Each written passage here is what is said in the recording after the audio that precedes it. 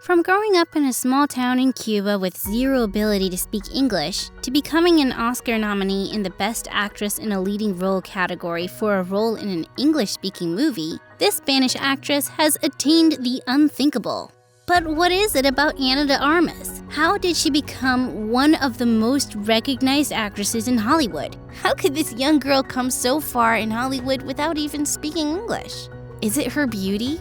Sure, she's pretty, but that's the norm in Hollywood. So, how exactly did she charm herself into Hollywood? This is the untold truth about Ana de Armas, a journey of motivation, determination, and a reminder that no matter your background or the challenge, your dreams are valid. Despite being born in Havana, de Armas grew up in the small city of Santa Cruz Norte. Her parents were scholars, with her father graduating from the Soviet University after studying philosophy, and then working as a teacher, school principal, bank manager, and the deputy of a town. Her mother, on the other hand, worked in the Ministry of Education as part of the Human Resource Department. Regardless of their social status, they were still subjected to fuel shortages, food rationing, and electricity blackouts, which were the norm during Cuba's special period. During her childhood and adolescence, there was no internet access, and trendy pop culture was limited to her. The most TV she watched was 20 minutes of cartoons, which she only got to watch on Saturday and Sunday. She would sometimes go to her neighbor's apartment to watch Hollywood movies. Then she would practice some of the monologues she remembered in front of a mirror. When I was quite young, I remember I would be watching a movie or a novela, and if I saw a scene that I liked, I would run right away to the mirror and I would repeat it again. It was during this period she discovered her love for acting, and the desire to be like those actors grew so much in her that she wouldn't stop talking about it. According to Looper.com, she says, "I don't remember feeling like I wanted to do anything else. Since I was 11 or 12, I just started driving my parents crazy, just repeating on loop, 'I want to be an actress, I want to be an actress.'" Even with such limited access to TV and the internet, it is interesting to see how de Armas could rely on the little she had to visualize herself living her dream of being an actress. This tells us that we don't have to have the grandest experience before we can become passionate about something. All we need is to experience even the smallest thing at a deeper level, where it holds a lot of meaning, and we feel so much energy toward fulfilling our dreams. Now that her family was on board with her becoming an actress, she auditioned to join the National Theater of Cuba and successfully got admitted. However, attending class regularly was not as easy as she had hoped. She didn't always have enough money to pay for the fare to the theater and often had to beg for free rides. But her stay there paid off as she got featured in 3 movies. But not long after, de Armas had to make a tough decision.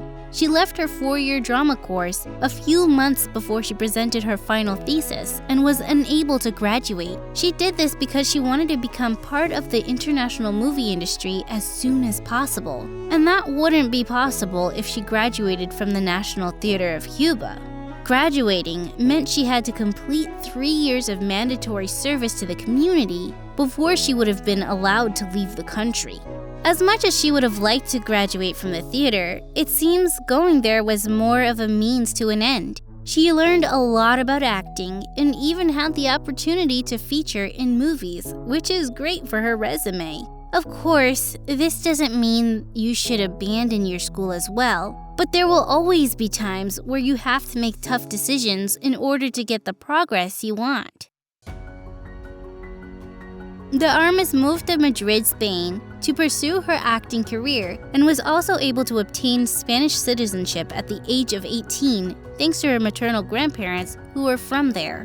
While in Spain, she was featured in several movies, such as El Edén Perdido, where she played the role of Gloria.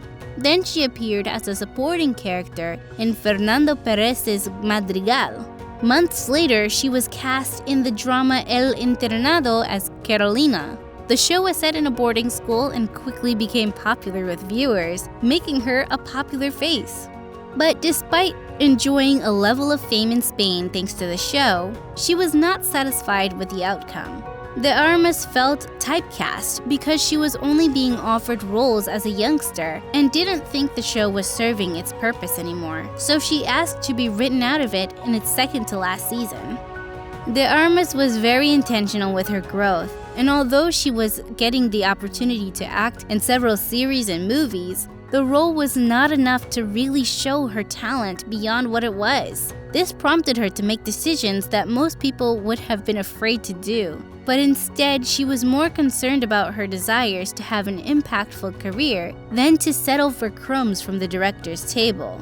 There may come a time in your life that you need to weigh the benefit of being in a situation. If it is clearly no longer beneficial to remain in a particular place or situation, you might want to consider what De Armas did and take a bold step to make the necessary changes.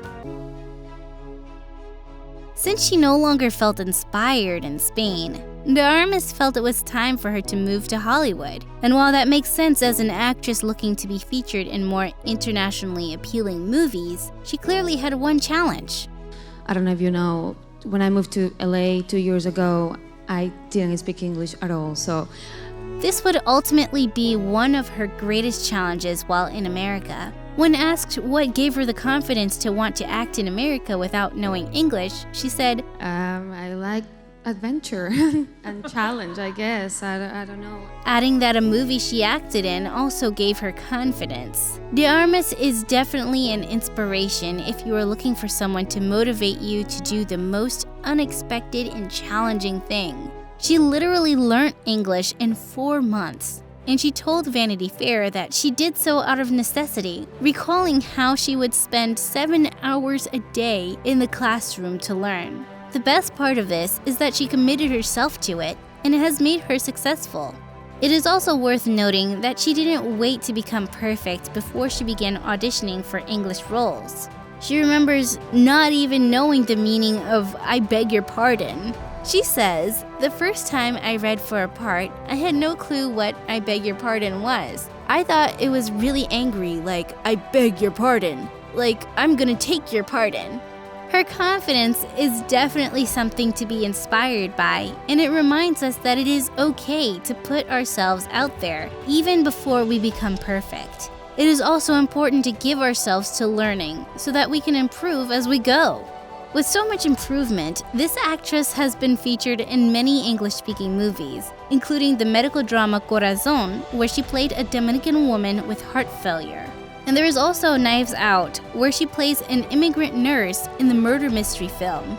De Armas' brilliance has earned her a Golden Globe Award nomination for Best Actress in a Motion Picture Comedy or Musical, and she has won the Saturn Award for Best Supporting Actress.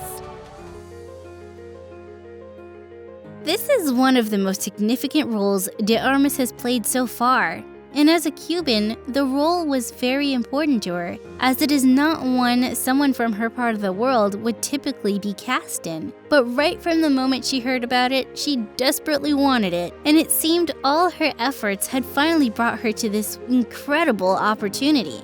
Interestingly, De Armas had very little knowledge of who Monroe was, but was still able to do a great job playing her. Another interesting thing about her getting this role was that it was pretty much set in stone after she auditioned in front of director Andrew Dominik.